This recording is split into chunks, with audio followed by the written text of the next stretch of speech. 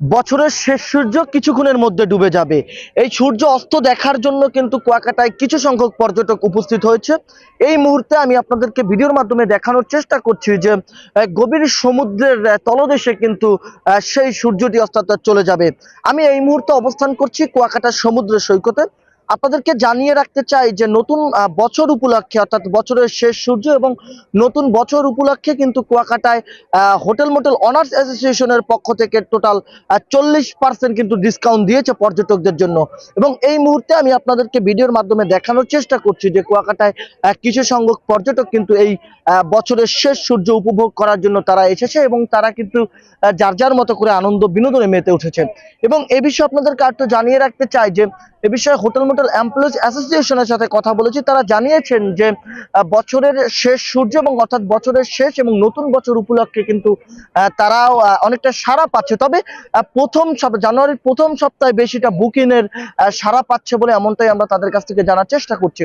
অর্থাৎ বছরের শেষ সূর্য উপভোগ করার জন্য আজকে তেমন পরিমাণ পর্যটক কিন্তু উপস্থিতি নেই। তবে যেটা পর্যটন ব্যবসায়ীরা আশা করছেন তার থেকে কিন্তু বেশি পর্যটক আজকে উপস্থিত রয়েছে বলে এমনটা আমরা জানতে পেরেছি।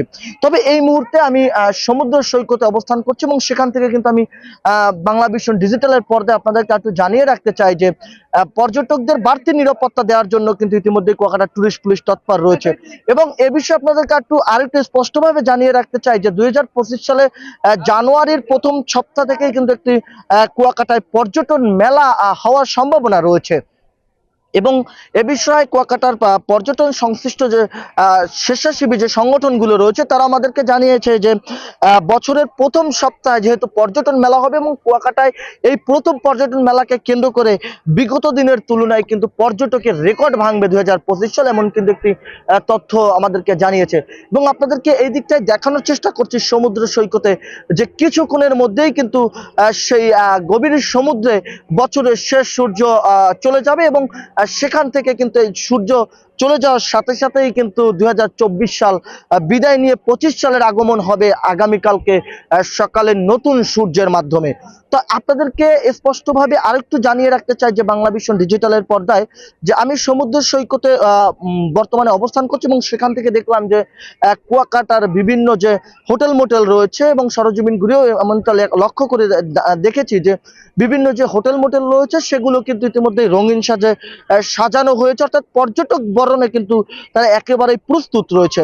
এবং এছাড়াও কুয়াকাটার যে টুরিস্ট পুলিশ থেকে শুরু করে বিভিন্ন স্বেচ্ছাসেবী সংগঠন এবং পর্যটন সংশ্লিষ্ট সংগঠনগুলো কিন্তু তারাও আজকে 31st নাইট অর্থাৎ নতুন বছর তারা উদযাপন করছে। তবে আজকে কুয়াকাটায় কিন্তু তেমন কোনো বড় ধরনের কোনো প্রোগ্রাম নাই, অর্থাৎ বড় ধরনের কোনো অনুষ্ঠান নেই। তবে না থাকলেও কিন্তু পর্যটক আজকে যারা রয়েছে তারা কিন্তু স্বাচ্ছন্দ্যভাবে বছরের শেষ সূর্য উপভোগ করার চেষ্টা করছে এবং সবাই কিন্তু বছরের নতুন বছরের আগমন জানানোর লক্ষ্যে কিন্তু তারা অপেক্ষা করছে। এবং এ বিষয়ে তাদের সাথে কথা বলেছি, পর্যটকদের সাথে তারা বলেছেন যে বছরের শেষ সূর্য এবং নতুন বছরের নতুন সূর্য উপভোগ করার জন্য আজকে তারা কুয়াকাটা এসেছে।